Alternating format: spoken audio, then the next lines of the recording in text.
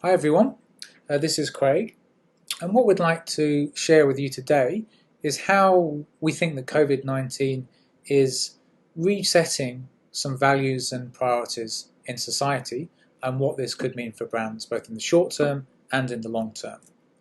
Now, one thing that COVID-19 has shown us or highlighted to us is the existing inequalities in society.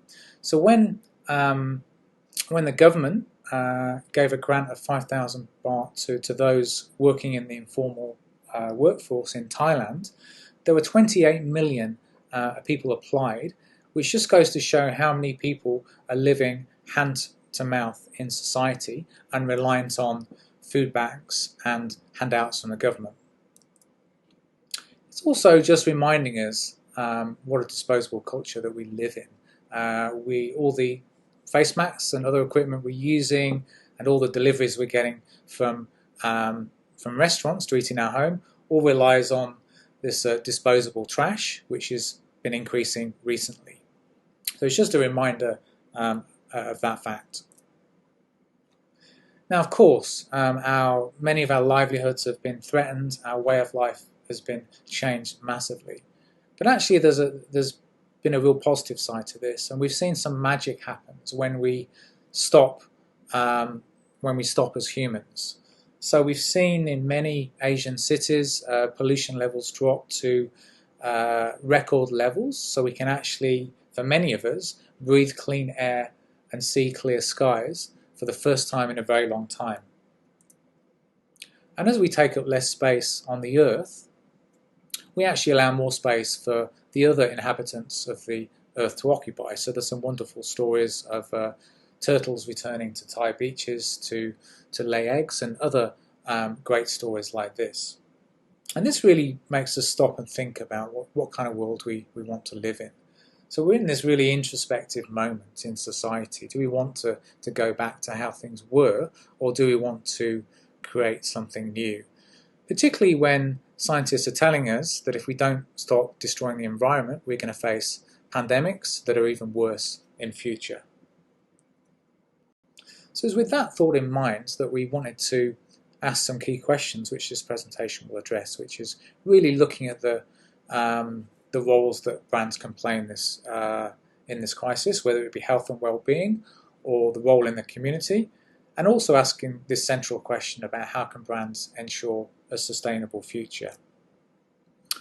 So our views today are based on extensive secondary research and cultural analysis, which has been carried out across 17 countries with the help of a number of partners. So let's turn to this first question about how brands can help with people's health and well-being. Now, there's an immediate need that brands need to address. So those brands that have been continuing to do business need to reassure the safety of their customers. So the immediate concerns is that customers don't come into contact with the virus. So brands need to offer this first line of defense. And we've seen examples from McDonald's going to extreme lengths to make sure all their processes ensure the safety of customers. But also Starbucks with a clever use of their app to facilitate mobile and contactless ordering and payment. But there's also other opportunities for brands with other health concerns that people have. Now, one thing that we've learned about COVID is the people at risk are those with underlying health conditions, or at least the majority of people at risk. So a lot has been talked about immunity, and we know that when we're suffering these health conditions, our immune systems are weak. So there's going to be a lot of opportunities for brands, particularly food and drink brands, that target the strengthening of people's immune systems. So this is going to be something to look out for. And that's what we would call the last line of defense. So making sure we've got healthy bodies in case we come into contact with the virus. Now, the physical aspect or the medical aspect gets a lot of media attention, but sometimes what deserves more attention is the psychological damage that is being done by this pandemic and having to lock ourselves away in the home. And Stephen Taylor talks about this in his book, The Psychology of Pandemics, and he argues it is actually the psychological impact in the longer term is of much greater damage to us in society. So, I think for brands, brands need to recognise the incredible mental stress that we're facing at the moment with the threat to our livelihoods and just the stress of being in lockdown away from our normal activities and social connections. So brands need to be very careful in doing communication at this time and be very sensitive and show great empathy to the mindset of people. And some brands have done great work in this area. So, for example, Burger King in France, recognising the things that people are missing, feel they're missing out on, have come up with a campaign to show how to create your own Whopper burger at home. And many of us over a certain age would remember the Budweiser What's Up campaign as well. And this has been resurrected recently to get across this message of staying in touch and feeling connected with friends. So I'm now going to hand over to Neil, who's going to talk about the role that brands can play in the community. Thanks, Craig. So, as Craig mentioned, the pandemic and lockdown are very stressful. I think also just the fact of living a virtual life and a contactless life are also incredibly stressful. And one of the best known cures for stress is human touch. It's really important for signaling safety and trust. It's the first sense that develops in the womb, and some of you will know that it's associated with the love hormone, the so-called love hormone, oxytocin. So as a trivial example, restaurant tips are shown to increase when the waitress or the waiter taps you on the shoulder as they give you the bill. Not that they can do that at the moment, of course. But there are alternatives to stress. They're not complete substitutes, but they help, and they have some of the same chemical effects in the brain. One is just smiling, having fun, laughing.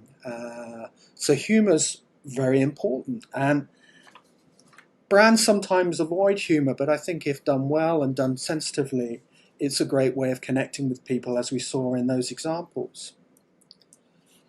Another thing that can create that same kind of effect of reducing stress is singing, and singing together particularly. That triggers chemicals in the brain again.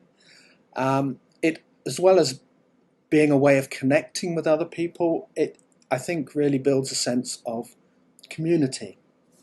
And we've seen that in Italy. This picture's from Israel and other countries. And it's the community, I think, that's really come to the fore during the crisis. Communities are really rallying around to help each other. And as a newcomer to Thailand, I literally moved to Bangkok just before everything locked down. Staying at home has really made me appreciate kind of what's local and close and personal.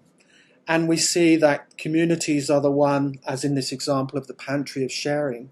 It's a great example of local communities helping each other at a difficult time. And look it up if you haven't seen it. And this is, I think, where brands can really step up to the mark as well and build those connections with local communities. Again, there are many examples of this in Thailand. This particular one is Top Supermarket, who have been partnering with the Ministry of Commerce to support Thai farmers and help them to sell fresh fruit. But there are many others. And what these kind of examples and this kind of coming together maybe indicate to us is, should we really be continuing with globalization as it's been working, or is there going to kind of be a resetting and a step back to thinking about more sustainable local economies and a greater focus on local businesses? And that brings me to sustainability of brands. So while we have this kind of focus on local communities, global companies have not been immune to the crisis. They've had some big challenges with their global supply chains. And again, maybe even they might start to question some of the benefits of globalization in that way. And I think they have some competitive challenges now. Um, and I put up an example of an Indonesian brand because I know it well, but it's a great example of how local brands in Asia are really competing and essentially beating some of the big global companies. Wardah started as a small local brand in Indonesia, and over the last 10 or more years have become the number one brand, taking share from Unilever and P&G and the other big multinational companies, and doing that through having that local cultural connection and roots in the local economy and communities. And I think increasingly we're seeing that big global brands are struggling in that battle because the local brands now have the technology, they have the know-how to be just as good as global brands. So the global brands, their big benefit has been the economies of scale. That's no longer a big advantage. And it kind of highlights as well, I think, the importance of messaging that is relevant for a local audience. And I'm sure, like me, you've received lots and lots of very well-meaning but probably fairly useless messages over the last few weeks from many businesses who you probably haven't talked to for a long time. And it kind of highlights the importance of not just saying things, but what you actually do as a business. And to me, it's really kind of brought me to rethink that brands really need to think much more directly about how they provide empathy, understanding, and above all, practical help for people. Not just saying nice things, but actually doing things which help people to cope in difficult times. And what I think sometimes this lack of action, or even sometimes the wrong actions, exposes is what the underlying values of brands really are. Building trust is a long-term process. It's not a short-term opportunity. And also, like those very practical, specific, local, targeted actions, I think speak much more loudly than very lofty global ideals. So this kind of really brings me to our conclusion. You might have seen this diagram before. It's not new, but I think it's never been more relevant, because what COVID has exposed is that the environment is really important for our long-term health and wellness, that communities and connection are really important in our lives, and that the brands that are going to be the most sustainable over the long-term future are those that are able to work with society and with the environment to create a sustainable future. So thank you very much for listening, and please do get in touch if you'd like to know more about this work.